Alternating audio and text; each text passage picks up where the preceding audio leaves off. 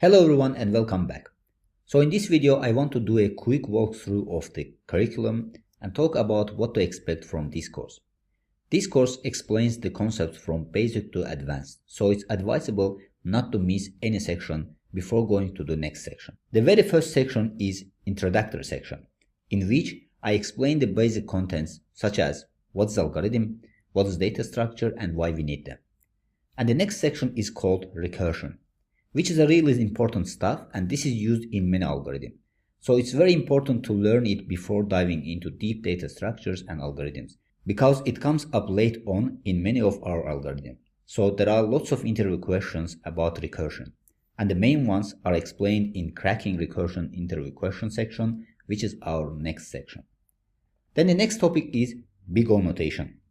It's a way of describing and talking about the performance of efficiency of code. So we use this section all the time, so definitely do not skip that. And here also there are many interview questions related to Big O. So the most asked questions are explained here in the section of cracking Big O interview questions. Then we move on to the next section, which is called arrays, in which we have explained different types of arrays such as one-dimensional array and two-dimensional arrays. And we have introduced how they are represented in memory and time and space complexity for array operations. And here again, we have discussed the most asked interview questions in the section of cracking array interview questions section. Next, we shift over to talk about linked list, which is the longest section of this course.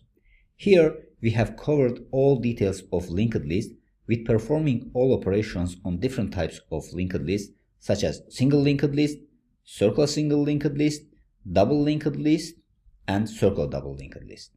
You will never find such detailed information on any other course on the internet about the linked list.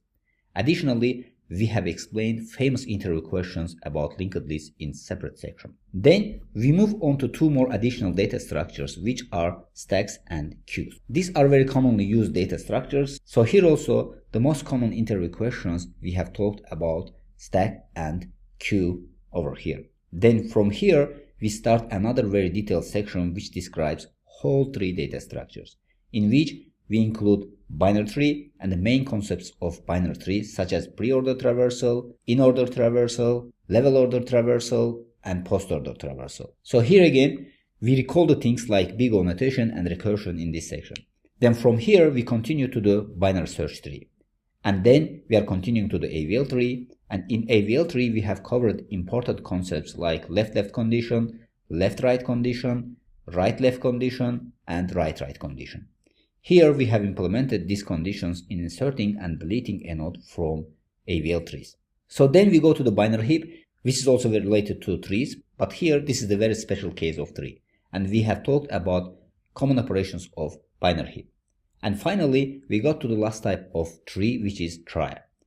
Trie takes characters as a node and is very useful, especially when you are developing applications like dictionaries. So we have talked everything about trie in this section. Then from here we move on to the hashing section. So here we have implemented various types of hashing like linear hashing and quadratic hashing. So from here we get to the second section of the course.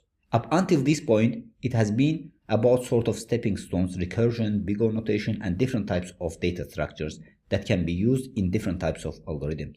So from this slide until the end of this course we will talk about different types of algorithms which are very essential concepts of computer science. From here, we move on to the sorting algorithms, in which we will learn 7 different types of sorting algorithms. We start with bubble sort, which is often considered the easiest or one of the easiest. Then we move on to the selection sort, then insertion sort, and those three from little group of sorting, intermediate and elementary sorting algorithms. Then we move on to the bucket sort, the merge sort, and then quick sort. And here, these all algorithms involve recursion and Big O notation. So here again, it's very important not to skip Big O and recursion sections before coming to this section over here. Then we finish up this section with heap sort over here. Then from here, we continue to describe search algorithms like linear search and binaries. Then we continue from here another detailed section which is called graph algorithms. So this is something a lot of people are intimidated by. So here, first we start explain graph data structures, then we show how to implement these graph data structures in Java. Then we continue to implement graph algorithms like breadth-first search, depth-first search in graph traversal. Then we continue to find the topological sort for a given graph over here. Then from here we continue to solve problems like single source shortest path and all pair shortest path problems. So we solve these problems using 4 different algorithms such as breadth-first search algorithm, Dijkstra's algorithm, Bellman-Ford algorithm, and Floyd-Warshall algorithm. And we will also talk why we cannot use depth-first search algorithm for these problems over here.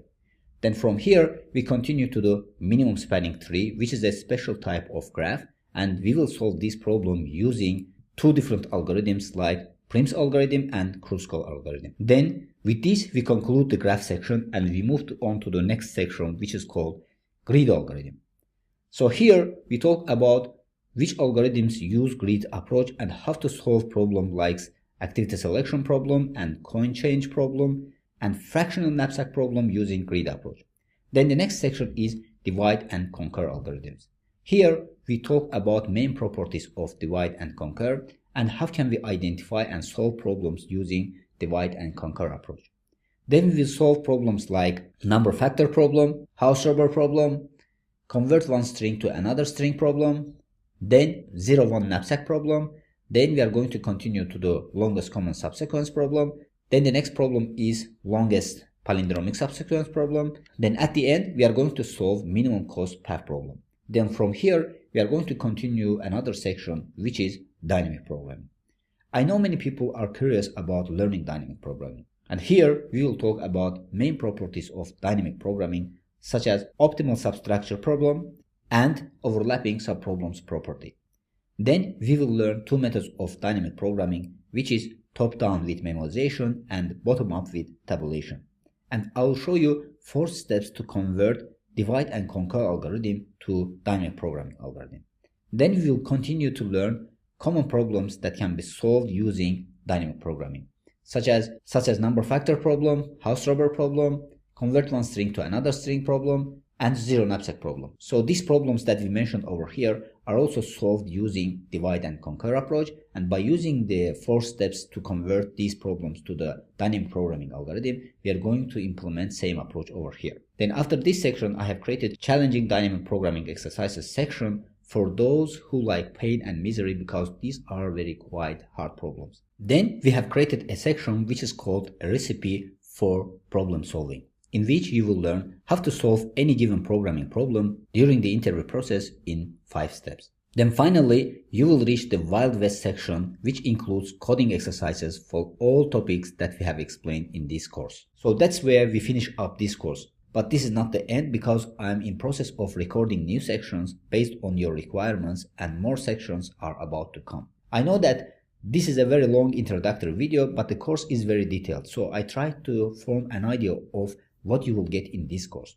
So hopefully you will enjoy the course. So see you in the course.